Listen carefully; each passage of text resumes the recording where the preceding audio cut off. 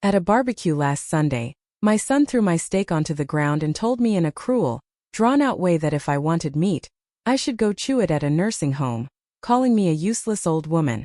The very next day, I packed my things and put the house up for sale. My phone ended up ringing 28 times. He kept calling, asking for forgiveness. I'm glad you're here. Stay with my story until the end, and leave a comment with the city you're watching from so I can see just how far it has reached. My name is Eleanor, and I am 69 years old. That same Sunday, my son tossed my steak onto the ground as if I were nothing more than a stray animal.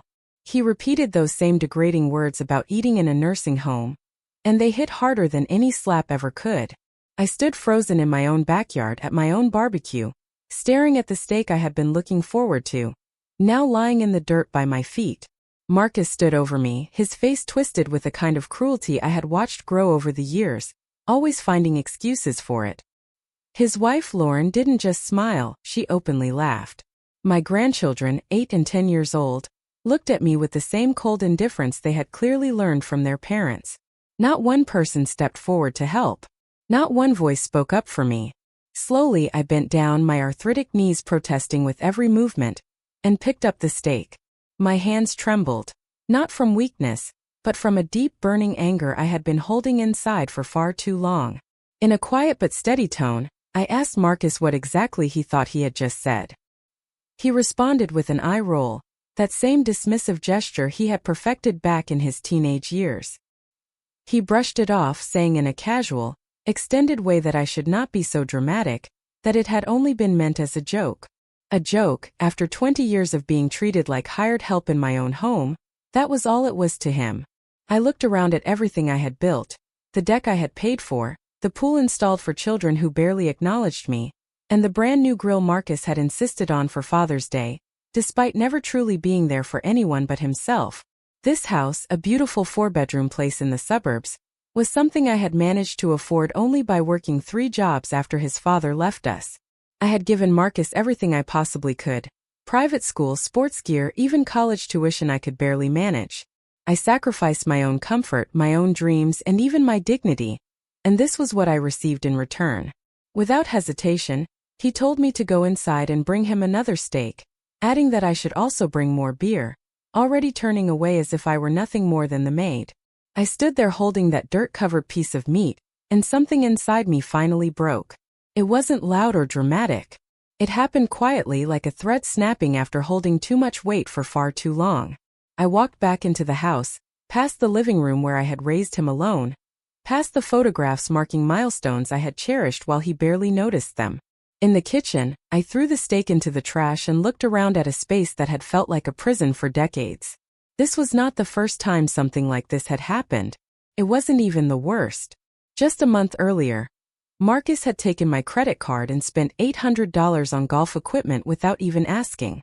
When I confronted him, he accused me of being selfish and said I should be grateful he still visited his so-called crazy old mother. About 6 months ago, he had moved his family into my home temporarily, while they searched for another place, after being evicted for not paying rent. Lauren immediately began rearranging my furniture, throwing away my belongings, and treating me like a guest in my own house. I cooked their meals, did their laundry, and took care of their children while they went out to restaurants and movies. When I asked when they planned to move out, Marcus responded in a dismissive, almost amused way that there was no reason to leave because the arrangement worked perfectly for them.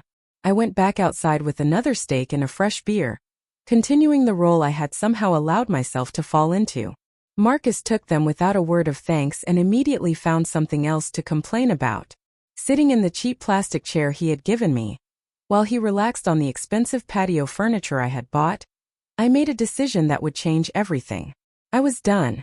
Done being invisible in my own life. Done being treated like a burden by the child I had sacrificed everything for. Done pretending that this was what a family was supposed to look like. That night, after they had all gone to sleep in my house, after eating my food and leaving their mess behind for me to clean, I sat at the kitchen table and wrote a list, an important one.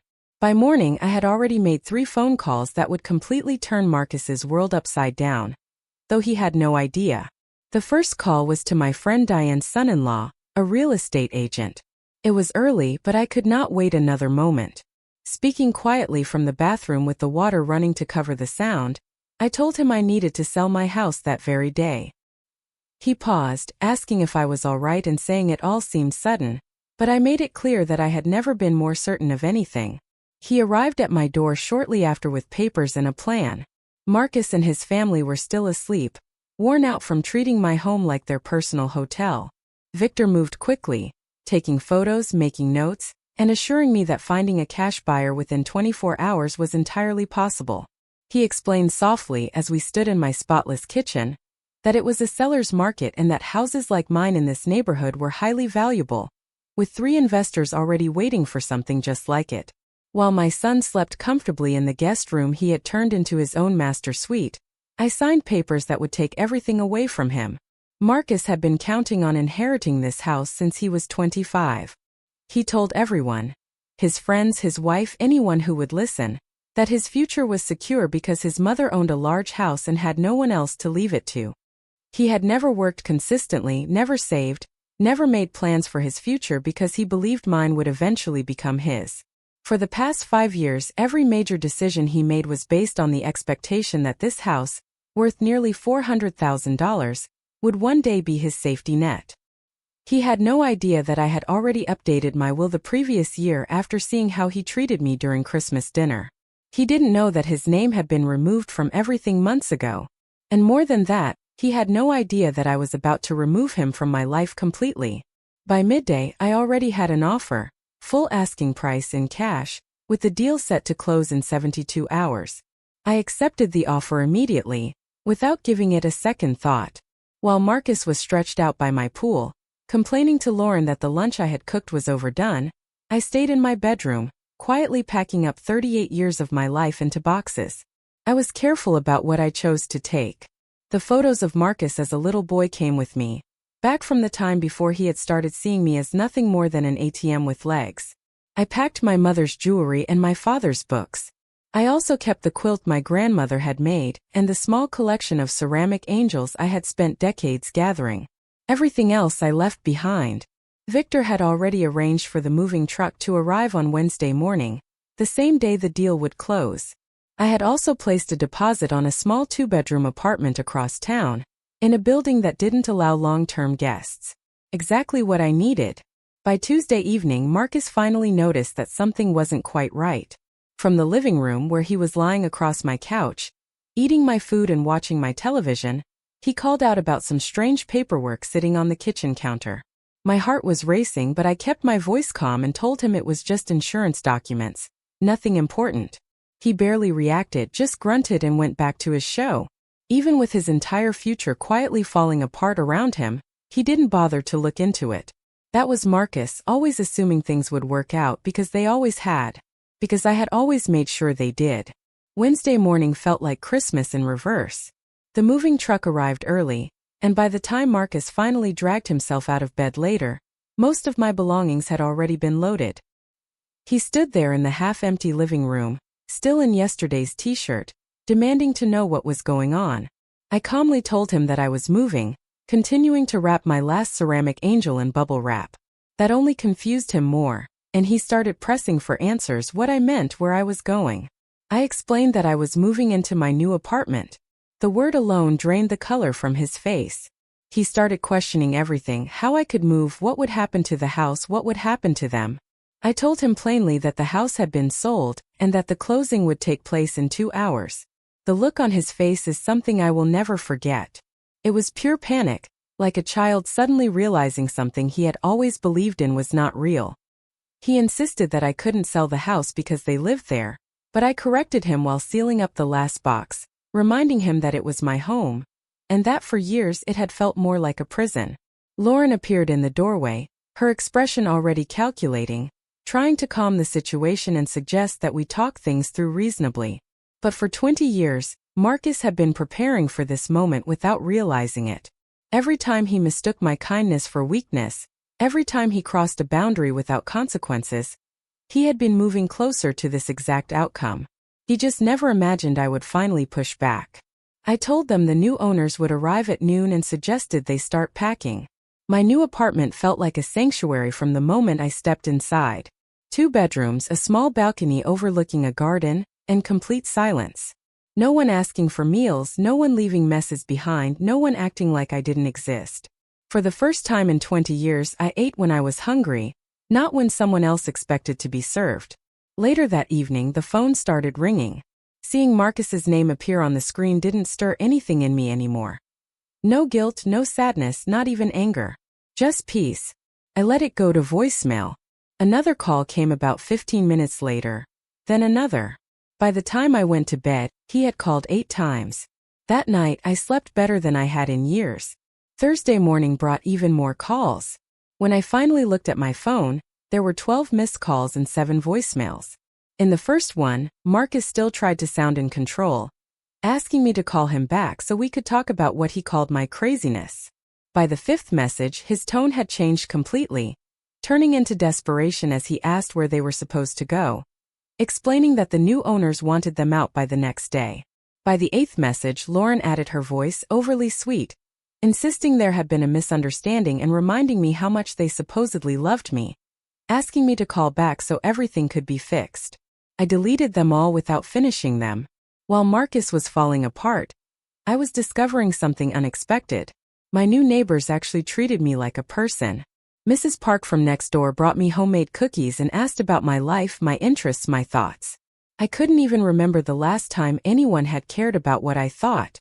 Mr. Alvarez from downstairs helped me hang my pictures and warmly insisted I call him Daniel. He told me I reminded him of his mother, saying that strong women who raise good families deserve respect. If only he knew how wrong he was about that part. By Friday, the calls continued. Numbers 13 through 20. Marcus's messages became more and more frantic. He talked about the police being called, about being treated like squatters, about sleeping in the car, about the children being scared. Eventually, he even tried to apologize, throwing out rushed words, hoping that would fix everything. But what he still didn't understand was that this had never been about a simple apology. This was about 20 years of constant, systematic disrespect. That kind of damage doesn't disappear with one desperate phone call. On Saturday evening, while I was watering the small herb garden on my balcony, Mrs. Park knocked on my door and told me there was a young man downstairs asking for me, and that he seemed very upset. When I looked out the window, I saw Marcus pacing back and forth in the parking lot. He looked disheveled. His hair messy, his clothes wrinkled. Lauren sat in the car with the children, most likely upset and blaming me for everything that had happened. I chose not to go down. Later that evening, another call came. Number 21. This time I answered briefly. Marcus sounded relieved, but I cut him off, making it clear that I was not angry anymore because anger would mean I still cared. I told him I was simply done. He tried to argue that I couldn't be done because he was my son, but I pointed out that real sons don't treat their mothers like servants, don't humiliate them in front of their grandchildren, and don't take from them while pretending it's borrowing. When he denied ever stealing from me, I couldn't help but laugh. I told him that for 20 years he had been taking far more than money. He had taken my dignity, my peace, and my self-respect, and that the credit card incident had only been the final detail. When he asked where they were supposed to live, I told him that it was no longer my responsibility. Then I ended the call and turned off my phone. On Sunday morning, I woke up to loud knocking on my door. Looking through the peephole, I saw Marcus standing there, looking like he hadn't slept in days. He shouted that he knew I was inside and demanded that I open the door so we could talk. I stayed in my kitchen, calmly drinking my coffee, listening to him embarrass himself in the hallway. Mrs. Park's door opened, and she firmly told him that he was disturbing everyone, and that if he didn't leave, she would call security. He shouted that I was his mother, that I had sold our house, and that I had made them homeless. Mrs. Park responded firmly, saying that his mother was a kind woman who deserved peace in her retirement, and told him to leave before she called the police. I heard his footsteps retreating and allowed myself a small smile. Mrs. Park was barely 5 feet tall, but in that moment she had more backbone than my 6-foot son. That afternoon I sat in my quiet apartment, surrounded only by the things I loved, reading in peace. Then my phone rang one last time. Call number 28. I almost didn't answer, but something inside me wanted to hear what he would say now that reality had finally sunk in. His voice sounded broken and desperate as he begged for help, promising he would do anything, that he would change and become better. I answered softly and told him he had 38 years to be better, yet he had chosen to be worse every single day. He argued that it wasn't fair, saying he had made mistakes but could fix them. I looked out at my small garden, where tomatoes were already beginning to grow, and told him calmly that some things cannot be fixed once they are too broken. The silence stretched between us before he finally asked if that meant I was abandoning my family. I replied that I was not abandoning my family. I was finally putting myself first, something I had never been taught to do. When I hung up for the last time, I realized something that should have scared me but didn't. I had no idea what Marcus would do next, and for the first time in decades I didn't care. 3 weeks of peaceful silence passed before it ended on a Tuesday morning. When I returned from my walk, I found Marcus and Lauren sitting in the lobby, waiting for me. They looked terrible. Marcus had lost weight, his face hollow and unshaven, and Lauren's usual perfect appearance was gone. Her makeup smudged, her clothes wrinkled. It was clear they had been sleeping in their car. I greeted him calmly and kept walking toward the elevator, but he quickly stood up and blocked my way, saying we needed to talk. I told him there was nothing to discuss. Lauren stood as well, her voice shifting into that familiar manipulative tone, saying the children missed their grandmother and that this had gone on long enough.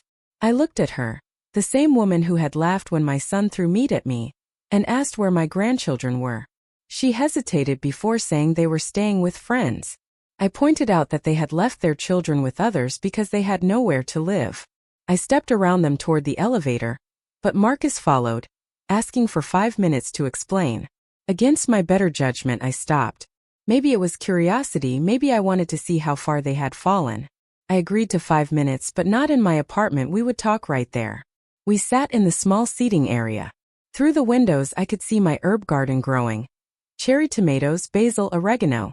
I had started cooking for myself and it was surprisingly enjoyable.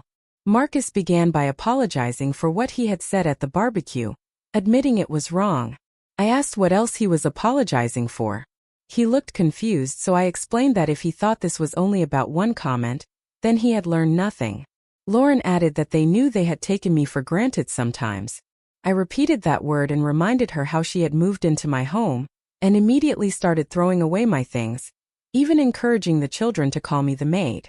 I pointed out how they had used everything I provided and still complained. She tried to deny it, so I turned to Marcus and reminded him about Christmas, when he used my credit card to spend $800 I could not afford. He said he had paid me back, but I corrected him, saying there is a difference between promising and actually doing it. I leaned back, feeling calm, and said I already knew why they were there. They needed money, a place to stay, and another rescue. They exchanged a glance, confirming it. Marcus admitted they needed help getting back on their feet, and even suggested I could take out a loan. Lauren quickly added that I could ask the new owners to sell the house back. I looked at them, realizing nothing had changed. I asked if they knew what I had done with the money from selling the house. Their eyes lit up, expecting help. Instead, I told them I had given a third to charity, specifically to help elderly people who are abused by their families. Marcus was shocked and accused me of giving away his inheritance. I stood up and told him clearly that he had no inheritance because he had earned nothing. Inheritance is for children who respect their parents, not for those who treat them like walking ATMs. Lauren lost her composure, saying it was their money because they lived there and were family. I corrected her, saying they were tenants who never paid rent, and now they were trespassing. I turned toward the elevator, but Marcus grabbed my arm and asked about the rest of the money. I pulled away and told him it was mine. At 69 years old, I was finally going to spend it on myself, on travel, good food, books, and a peaceful retirement. I pressed the elevator button and added that these were things I should have been doing for the past 20 years instead of supporting ungrateful adults. The doors opened and I stepped inside. As they began to close, Lauren called out, asking what they were supposed to do. I looked at her as the doors closed and told her to learn how to take care of themselves. Upstairs, I made myself a cup of tea and sat on my balcony. My phone rang twice, but I didn't answer. From my second-floor window, I could see Marcus and Lauren in the parking lot arguing, their voices carrying up as Lauren shouted that everything was his fault, and that he had promised I would never actually do it. "She's lost her mind," Marcus shot back, insisting that I would come around eventually, that I had no other choice. But the truth was simple, I wasn't going to come around. For the first time in my adult life, I was exactly where I wanted to be, living the way I wanted.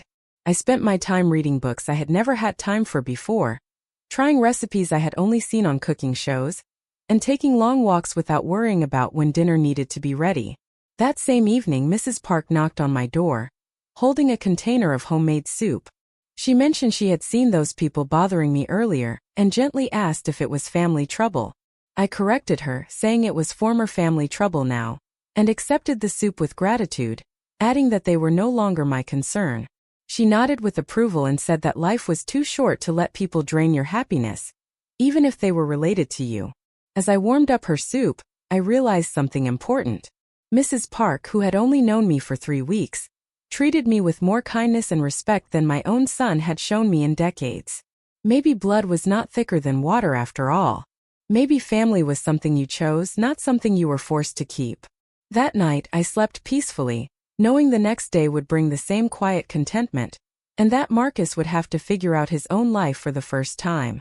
2 months passed after I had last seen Marcus in the lobby, and I started to believe he had finally given up. I was wrong. The first sign appeared as a handwritten letter slipped under my door. Not a message, not an email, but actual handwriting on paper. Marcus had never written me a letter before. It began with him addressing me and saying he had time to think and now understood how badly he had treated me. He wrote that he wanted to make things right. The letter continued for 3 full pages, filled with apologies and promises. He claimed he had found a job, that he and Lauren were going to counseling, and that they now lived in a small apartment where they were learning to be responsible. He also wrote that the children missed me and asked about me every day. It sounded sincere. It was well written, and it was complete nonsense. I knew Marcus, I had raised him. He had never been able to stick with anything difficult, and admitting fault was the hardest thing for him. This letter felt like another attempt to manipulate me, likely not even his own idea. Still, I was curious. How far would he go this time? How committed was he to this act? So I decided to find out and called him that evening, telling him I had received his letter. His voice immediately filled with relief and hope, and he asked if I believed him. I told him I was willing to give him a chance to prove it, but it would not be easy. He quickly agreed, saying he would do anything. I told him to come Saturday morning at 9 o'clock, wearing work clothes. I explained that Mrs. Park, who was 83, needed help cleaning out her garage, and that if he was truly sorry for how he treated an elderly woman, he could start by helping another. There was a pause while he thought it over, but eventually he agreed. Saturday came and went, and Marcus did not show up. I wasn't surprised, but I felt disappointed, not in him but in myself for hoping even a little that he might have changed. Later that morning my phone rang. He called with excuses about Lauren being unwell, about taking the children to school, and about his car not starting. I stopped him and told him it was fine. He insisted it wasn't and asked for another chance, suggesting the next day. I reminded him that Sunday wouldn't work because Mrs. Park had her own plans. He then suggested the following Saturday, and I agreed, same time 9 o'clock. He didn't show up that Saturday either. The next time he said he had been called into work. The Saturday after that, one of the children was suddenly sick. By the 4th Saturday I stopped expecting him, but I kept giving him chances out of curiosity, just to see how long the excuses would continue. On the 6th Saturday, he finally appeared at my door. He looked slightly embarrassed and held a cup of coffee from the expensive cafe nearby. He began by saying he knew he was late. I corrected him, it had been 3 hours, but he insisted he had come and even brought the drink I used to like. I took the coffee but didn't drink it and told him that Mrs. Park had finished cleaning her garage 4 weeks earlier with help from her son. He looked disappointed but quickly asked if there was something else he could help with. I studied him for a moment. He looked tired and thinner but not truly changed. His clothes were clean, his hair neat. He was no longer sleeping in his car, which meant he had found somewhere to live without my help. I told him there was something else. I had been volunteering at a community center, reading to seniors who struggled to see, and they needed more volunteers. His face lit up immediately, saying it sounded perfect and that he loved older people. That almost made me laugh, considering how impatient he had always been with me. I told him they met on Tuesday mornings at 9. His smile faded as he said he worked at that time. I reminded him that he had said he would do anything. He tried to explain that he couldn't miss work. I suggested Thursday afternoons, but he said he picked up the children then. I suggested evenings, mentioning a dinner program, but he said evenings were reserved for family time. I set the untouched coffee down and pointed out that in just a few minutes, he had ruled out Tuesday mornings, Thursday afternoons, and every evening. I asked him when exactly he planned to prove how sorry he was. He shifted uncomfortably and said he could help on weekends. I reminded him that he had already missed 6 Saturdays. He tried to justify it by calling them emergencies, but from where I was sitting, it was clear that helping others and respecting me would always come last for him. His face turned red as he protested, saying it wasn't fair and insisting that he was trying. "Are you really trying?" I asked, because trying means showing up when you say you will. Trying means making sacrifices for others, not just expecting them to sacrifice for you. I stood up, suddenly exhausted by the entire situation. I told him not to worry about volunteering anymore, and not to worry about proving anything to me. He looked confused and asked what I meant. I looked at him, the man I had raised, who still believed the world owed him something, and all I felt was pity. I told him that he had already shown me everything I needed to know. He left that day frustrated and confused, and after that I never saw him again. Not because I was hiding, but because he finally understood that I meant every word I had said. The truth was simple. I didn't need his apologies or his promises. I had already found something better. I had found people who respected me naturally, without needing to be begged, tested, or convinced. Mrs. Park continued bringing me soup twice a week. Daniel began inviting me to his family's Sunday dinners. At the community center, the seniors would light up when I walked in, genuinely happy to see me. For the first time in my life, I was surrounded by people who valued me for who I was, not just for what I could do for them. And that felt like the greatest victory of all. 1 year after leaving my old life behind, I found myself standing in a hospital room beside someone who had become more important to me than my own son ever was. Mrs. Park lay in the bed, looking small and fragile under the white sheets. At 84 years old, she had suffered a stroke that left her unable to take care of herself. Her only son lived far away and could not return to help. She told me quietly that she did not want to go to a nursing home, and only wanted to return home. I looked around the sterile room and thought about how she had welcomed me from the very beginning, bringing me soup, sharing stories, and never asking for anything except companionship. I told her softly that maybe she wouldn't have to go to a nursing home at all. She looked at me, confused, and I explained that she could come live with me. The idea had been growing in my mind for weeks. My apartment had 2 bedrooms and I had been living there alone. She needed help, and I needed someone who truly valued me. She hesitated, saying she could not ask me for that. I told her she wasn't asking, I was offering. 2 weeks later, she moved into my spare bedroom. I helped her with her medications, took her to physical therapy, and made sure she ate well. In return, she filled my home with laughter, shared her life stories, and taught me how to cook dishes better than anything I had ever tasted in a restaurant. It never felt like a burden, it felt like a gift. Within 6 months, she regained much of her strength and independence. I learned that caring for someone who truly appreciated you felt completely different from being used. Daniel's family began treating me like one of their own. His children called me Abuela Eleanor and actually listened when I spoke. At the community center, I became the coordinator of the reading program, helping organize activities and volunteers. The seniors there became like family to me. People who celebrated my birthday, checked on my health, and cared about my happiness. One evening, as Mrs. Park and I sat on the balcony watching the sunset, she asked if I ever missed my old life. I thought about it carefully and told her that I missed the idea of what it could have been.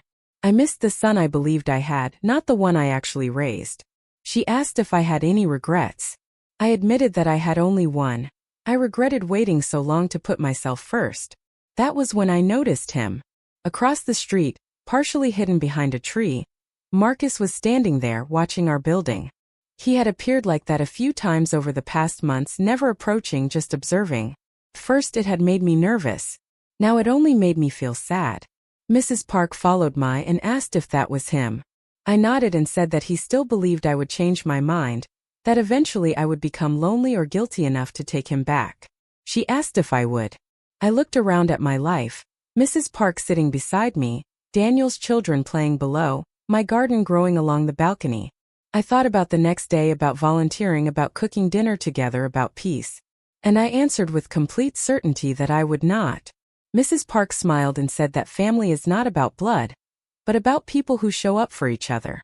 At that moment, Daniel called up from below, offering to bring food, and we laughed in response. I glanced once more across the street, where Marcus still stood, waiting for something that would never happen. He did not understand that I had never felt less in need of him in my entire life. 2 years earlier, I never would have imagined living like this. Sharing a home with someone who was not related to me, being embraced by another family, and spending my days helping others find joy. But here I was, surrounded by people who loved me for who I was, not for what I could give. People who respected me, valued me, and never treated me like a burden. Marcus finally turned and walked away that evening, disappearing into the darkness as the streetlights came on. As I watched him go, I realized I felt nothing. No anger, no sadness, not even pity. He was just a stranger now. Someone who had once mattered, but had chosen to remove himself from my life. Mrs. Park reached over and gently touched my hand, telling me it was time to come inside. Daniel called up that he was bringing tamales, adding that he wanted to show us a photo album from his grandson's wedding. As we walked back inside our warm and welcoming home, I found myself reflecting on something important. I had spent 68 years trying to earn love from people who were simply not capable of giving it. At 69, I had finally learned how to recognize real love when it was offered freely, and I had never felt richer. The last thing I noticed before closing the balcony door was my own reflection in the glass. I looked different now, lighter, somehow younger, even though a year had passed. The woman looking back at me was someone who understood her own worth, someone who had found her place, and someone who would never again accept crumbs when she deserved a full table. Some people spend their entire lives searching for a family. I was fortunate enough to find mine at 69, and it was exactly what I needed. Now I'm curious about you, the one listening to my story. What would you do if you were in my place? Have you ever experienced something similar? Share your thoughts in the comments. And meanwhile, on the final screen, I'm leaving 2 more stories that viewers of this channel love. They might surprise you as well. Thank you for staying with me until the end.